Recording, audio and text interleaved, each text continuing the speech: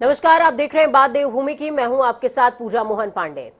आपको बता दें कि राज्य में अक्सर ये कहा जाता रहा है कि सरकार नौकरशाही के दबाव में है और इसके कई बार सबूत भी मिल चुके हैं। राज्य में कई आईएएस ऑफिसर्स और कई आईपीएस अफसरों के खिलाफ भ्रष्टाचार के मामले सामने आए, लेकिन सरकार उन पर फैसला नहीं ले सकी। लेकिन इस बार मुख्यमंत्री ने खुद कमान अपने हाथों में थामी है, जिस पर हरदा के एक ट्वीट ने फिर से घमासान मचा दिया। तो आज चर्चा इसी विषय पर कि हरदा का सवाल है और इस पर एक बार फिर नौकरशाही पे बवाल है।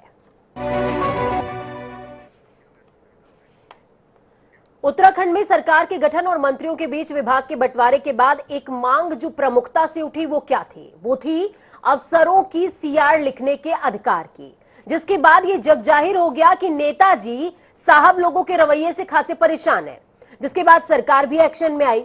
और इस बीच हरदा के ट्वीट से एक बार फिर नौकरशाही, या यूं कहें कि बेलगाम नौकरशाही, चर्चा के केंद्र में आ गई है। चलिए, चर्चा आज इसी विषय पर होगी और इस चर्चा को खास बनाने के लिए हमारे साथ में नवीन ठाकुर हैं, प्रवक्ता है आप बीजेपी से। नवीन जी, बहुत स्वागत है आपका जनता टीवी पर। रविंद्र सिंह आनंद है हमारे साथ, आम आदमी पार्टी के प्रवक्ता हैं, जुड़ते रहते हैं हमारे साथ में। रविंद्र जी, बहुत स्वागत है। लखपत बुटोला जुड़े हैं हमारे साथ में, आप प्रवक्ता हैं कांग्रेस के। लखपत जी, बहुत स्वागत है आपका। और राहुल सिंह शेखावत वरिष्ठ पत्रकार के तौर पर हमारे साथ में जुड़ेंगे, क्योंकि इन्होंने लंबा टेन्योर देखा है पत्रकारिता का और तमाम चीजें बहुत करीब से देखी है, तो उनसे समझेंगे कि इस चर्चा के बाद उन्हें क्या समझ में आता है। चलिए, शुरुआत करेंगे लखपत बुटोला जी से। लखपत जी, हरदा ने ट्वीट किया है और उस ट्वीट के बाद घमासान मचा हुआ। ट्वीट की कॉपी मेरे पास मौजूद है। न्यूज़पेपर्स का जिक्र उन्होंने किया, ब्यूरोक्रेसी बेलगाम हो गई है, उसको साधने के लिए मंत्री चेतावनी दे रहे हैं। तो क्या कांग्रेस का यह मानना है कि मंत्रियों के अधीन अधिकारी नहीं होने चाहिए? क्या उनको स्वतंत्र रूप से काम किया जाना चाहिए? जबकि मंत्री कह रहे हैं कि भाई हमें काम तो उनसे ही लेना है, और काम अगर वो हमारी सुनेंगे ही नहीं तो काम करेगा कौन?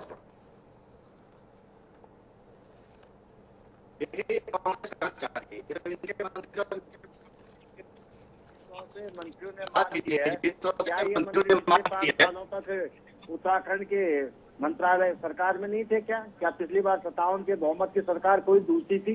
जो आप कहे जा रहे हैं कि बहुत सारी खामियां, बहुत सारी कमियां हैं।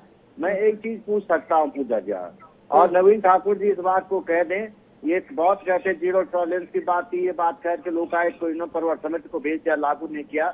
लेकिन नवीन ठाकुर जी जीरो टॉलरेंस का बहुत बातें कहते हैं। खनन के मामले मुख्यमंत्री के ओएसडी को आपने एक बार निकाल दिया और 10 दिन बाद फिर उन्हें ज्वाइनिंग दे दी। ऐसा क्या प्रेम था, या क्या मुख्यमंत्री को खनन से इतना प्रेम है, भ्रष्टाचार से इतना प्रेम है कि मुख्यमंत्री अपने ओएसडी को हिलाने की कोशिश नहीं कर पाते? उस पर कार्रवाई करने के बाद पुनः उन्हें ओहदा दिया जाता है, तो क्या ऐसे जीरो टॉलरेंस खत्म होगी? पहली बात। दूसरी बात, मैं आपसे कह सकता हूँ कि जिस तरह से आपने देखा होगा कि स्वास्थ्य विभाग में एक सचिव जिन्हें NH 74 में इन्हीं की सरकार ने कहा था ये पांडे तो नंबर 1 भ्रष्टाचारी है, इसने तो NH 4 का सारा पैसा खा दिया, और उसके बाद सस्पेंड करने का काम किया। लेकिन 1 साल बाद प्रमुख मंत्रालय दिया गया और अब तो मुख्यमंत्री के गलबैये लगे हुए हैं वो। और उन्होंने जिस तरह से मंत्री और मुख्यमंत्री को बाईपास करके एक डॉक्टर का जिस तरह से स्थानांतरण कर दिया था, वो सबने देखा किस तरह से बेलगाम है। ये कोई कांग्रेस थोड़ी कह रही, ये तो आपके चैनलों के माध्यम से हमें पता होता किस तरह से नौकरशाह बेलगाम है, किस तरह से सरकार का कहना नहीं। इनके मंत्री कह रहे कि हमारा कहना नहीं। रेखा आर्य का प्रकरण आपको पता ही होगा। रेखा आर्य ने तो पिछली बार कितने झगड़े सरकार से किए। एक आप जानते हैं, उनके जो सचिव थे उनको लेकर के लगातार जिस तरह के मामले चले, वो किसी से छुपी हुई बात है। मैं ये कह सकता हूँ पूजा जी, नाच न जाने आंगन टेढ़ा, काम कराना इन्हें आता नहीं, सरकार चलानी इन्हें आती नहीं। लेकिन केवल नौकरशाहों पे जब ज्ञान नहीं होता है, जब आपको काम करने की आपके पास दिशा नहीं, दशा नहीं, मनोवृत्ति नहीं, आपका काम करने के पर इच्छा शक्ति नहीं, आपके वर्क के पर इंतजाम नहीं है, तो आपको अधिकारी समझ लेते हैं, वो आपका कहना नहीं मानते हैं। और यही कारण है कि आज अधिकारी इनके कहने में नहीं है। उनको किसी प्रकार, क्योंकि पूरी की पूरी सरकार भ्रष्टाचार में लिप्त है। नवीन ठाकुर जी, यदि आप इतना जीरो टॉलरेंस की बात कहते हैं, मुख्यमंत्री जी बहुत अच्छी बात कहते हैं। आपके प्रदेश अध्यक्ष में आपके संजय गुप्ता 2 बार के विधायक ने कहा कि मदन कौशिक जी तो भ्रष्टाचार में अखंड तक डूबे हुए हैं। मदन कौशिक भ्रष्टाचार के प्याज बन चुके हैं, इन पे सीबीआई जांच की जानी चाहिए। जब आपके मुख्यमंत्री, इस प्रदेश के मुख्यमंत्री का ओएसडी सस्पेंड होने के ठीक बाद है, दोबारा इसी पर जवाब ले लेते हैं। नवीन जी जुड़े हुए साथ। नवीन जी, सवाल बहुत सारे हैं और जवाब देने के लिए आप अकेले हैं, तीर बहुत ज्यादा है, मेरे कहने का मतलब यह है सरकार लगातार इस तरह के दबाव क्यों महसूस करती रही है? पिछले टेन्योर में भी देखने को ऐसा ही मिला था, इस टेन्योर में भी यही देखने को मिल रहा है। और अब तो हालात ये है कि विभाग बंटने के साथ ही मंत्रियों ने कह दिया कि भाई सीआर लिखने की परमिशन दे दो हमको। क्या पता वो उसी से भय खा करके चुप रहे, उसी से भय खा करके हमारा काम करवाते रहे। लखपत बुटोला जी जो एक लंबी चौड़ी लिस्ट प्रवक्ताओं को रटा के उस लिस्ट को यहाँ पढ़ रहे थे, बार बार एक ही जो है गुणगान हर उसमें इनका चलता है कांग्रेस के सारे प्रवक्ताओं का, तो उसका एकमात्र जवाब जनता ने इनको दिया है। मुझे बार बार जवाब देने की जरूरत नहीं है। इस प्रदेश की जनता ने अभी जुमा 4 दिन नहीं हुए इनको घर बिठाया है। इनके जितने भी झूठे आरोप थे, इन आरोपों को लेकर ही पिछले 6 महीने से लगातार डटे हुए थे।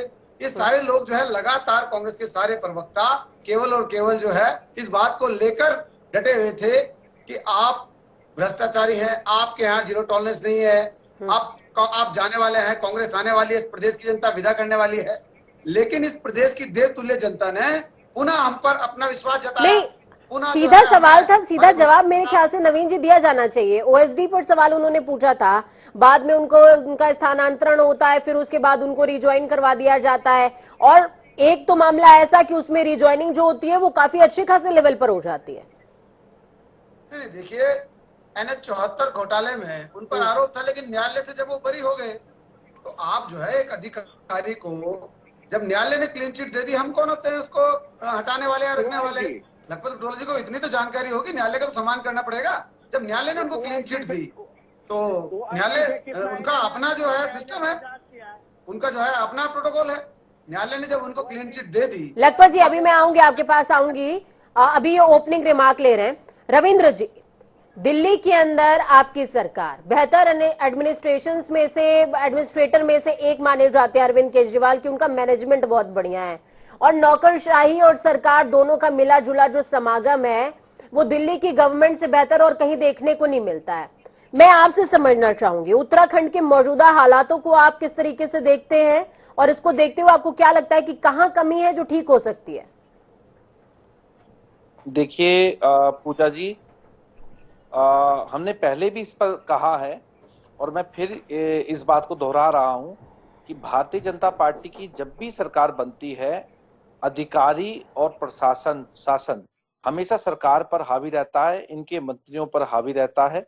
इनके मंत्री छटपटाते रहते हैं, इनके मंत्री बार बार कहते हैं कि हमारी सुनवाई नहीं हो रही, अधिकारी हमारी बात नहीं सुन रहे हैं। तो देखिए, सबसे पहले तो ये समझना पड़ेगा, जैसे लखपत बुटोला जी ने भी कहा कि सरकार चलाना आना चाहिए। देखिए, जब आपकी नीयत साफ होती है, मंशा साफ होती है, तो अधिकारी आपकी बात को सुना करते हैं। लेकिन जिस प्रकार से पिछले दिनों भी हमने देखा कि माननीय मुख्यमंत्री जी के ओएसडी साहब खनन को लेकर के एक चिट्ठी जारी कर रहे हैं और कह रहे हैं कि इन ट्रकों को छोड़ दिया जाए, जो ट्रक सीज हो गए हैं उनको छोड़ दिया जाए। तो ऐसे सरकार का, ऐसे मंत्रियों का, ऐसे मुख्यमंत्रियों का कोई अधिकारी क्यों मानेगा? अगर वो सही काम करता है तो उनको रोका जा रहा है, और अगर वो गलत काम करेगा तो चूंकि इनके जितने मंत्री रहे हैं पिछले वाले कार्यकाल में भी, मैं आपको छोटी सी बात याद करा दूं कि इनके खुद मंत्री पर्यटन मंत्री सतपाल महाराज ने त्रिवेंद्र सिंह रावत को सूर्यधार झील, जो कि डोईवाला विधानसभा में बनी है, उस पर 64 करोड़ रुपए के घोटाले का आरोप लगाया। ये आरोप हमने नहीं लगाया, कांग्रेस ने नहीं लगाया। ये आरोप लगाने वाला भारतीय जनता पार्टी का एक वरिष्ठ मंत्री है, जो कि इस वक्त दूसरे स्थान की शपथ जिसने ली है मुख्यमंत्री के बाद। उसका ये साफ कहना है कि सूर्यधार झील पर करोड़ रुपए का घोटाला हुआ है। इसके अलावा इनके विधायक पूरन सिंह फर्तियार, नहीं तो मैं आपका इशारा किस तरफ समझूं कि नेताओं और अफसरों के बीच में किसी तरह की कोई मिलीभगत रहती है, इस वजह से वो प्रेशर क्रिएट रहता है पॉलिटिशियंस के ऊपर? देखिए, आपने दिल्ली की बात कही तो मैं ये स्पष्ट कहना चाहूंगा, देखिए सरकार चलाने के लिए साफ नियत की जरूरत होती है। बाहुबल से, आंकड़े आ जाने से, बहुमत मिल जाने से आप भ्रष्टाचार को नहीं रोक सकते। ठीक है भ्रष्टाचार को रोकने नवीन के लिए जी, सिर्फ साफ नियत का ढिंडोरा पीट करके सरकार बन गई, साफ नियत का ढिंडोरा पीट के आंकड़े आ गए, वो मैजिकल नंबर्स जिनका आपको इंतजार था। लेकिन अब विपक्षी लगातार सवाल उठा रहे हैं कि भाई नियत तो साफ है नहीं। यही वजह है कि अधिकारी बेलगाम है, सुनते नहीं, काम करते नहीं, और जो वो करना चाहते हैं आप करने देते नहीं। देखिए पूजा जी, जी रविंद्र जो यहाँ बैठकर गुणगान कर रहे हैं, ये भूल गए शायद अरविंद केजरीवाल इनके वो मुख्यमंत्री हैं जिन्होंने जो है मुख्य सचिव को घर में बुलाकर अमरुद्दुल्ला खान जैसे गुंडे के साथ मारपीट कराई थी, FIR दर्ज हुई थी। ये बात कर रहे हैं कि अफसरों के साथ अच्छे संबंधों से काम कराना चाहिए। अगर उत्तराखंड के भले के लिए कुछ बात कर लें तो ज्यादा बेहतर होगा। मैं बड़ा हैरत में हूँ कि आपके पास दिल्ली के अलावा कहने के लिए कुछ नहीं होता। नवीन जी, हम उत्तराखंड पर चर्चा कर लें। इस समय उत्तराखंड के नवनिर्माण की बात कर रहे हैं, उत्तराखंड के भ्रष्टाचार के लिए बात कर रहे हैं। क्या आप उत्तराखंड के मुद्दे पर मुझसे बात करना पसंद करेंगे?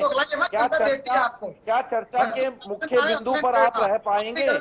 देखिए, ये भारतीय जनता पार्टी के प्रवक्ताओं नेताओं की कमी है, उनके पास कोई जवाब नहीं है। पूजा जी सत्य पर कोई जवाब नहीं देंगे। ना लखपत बुटोला जी की बात का जवाब दिया, ना मेरी बात का जवाब देंगे।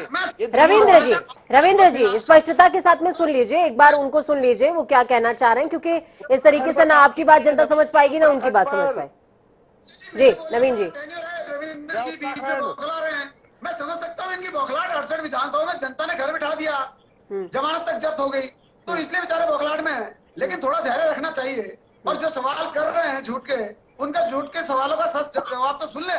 ये बौखला के जब इनको सच्चाई बता दी, दुनिया जानती है अरविंद केजरीवाल और इनका गुंडा विधायक अमरुद्दुल्ला खान केजरीवाल दंगों में भी देखिए, मैं आरोपी है। आपको नहीं बोलने दूंगा, मैं आपको बोलने नहीं दूंगा। नवीन जी, आप उत्तराखंड पर जवाब दीजिए। जो मेरे सवाल है उनका जवाब दीजिए, उनका जवाब आपको देना पड़ेगा।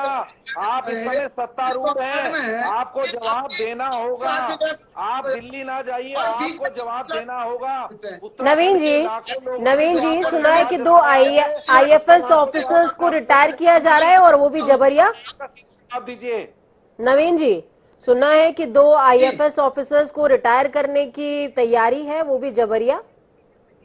कितनी सच्चाई? माननीय मुख्यमंत्री ने कहा है कि जो अधिकारी ईमानदारी से काम करेंगे, जो हम योजनाएं लेकर आ रहे हैं उनको धरातल पर सही तरीके से उतारेंगे, जनता के लिए काम करेंगे, उनको प्रोत्साहन दिया जाएगा। और जो अधिकारी जनता और सरकार के बीच में आड़े आएंगे, उनको निश्चित तौर पर जो है जबरन रिटायर करना पड़े करेंगे। भ्रष्ट अधिकारी बिल्कुल बर्दाश्त नहीं होंगे। जनता की सेवा करने वाले और जनता के लिए काम करने वाले अधिकारी उत्तराखंड में चलेंगे, भ्रष्ट अधिकारी नहीं चलेंगे। ठीक है, लखपत जी आपका काउंटर है जी। विधायकों को बुला के जो है मारपीट करें अधिकारियों के साथ, यहाँ तो तरीके के साथ, शालीनता के साथ और कानून के दायरे। रविंद्र जी, लखपत जी बहुत टाइम से फिंगर रेज कर रहे हैं। लखपत जी आपका काउंटर है। में जमानत जब्त हो गई और उसके बाद भी बेशर्मी के साथ जो है। नवीन जी लखपत जी को सुन लीजिए।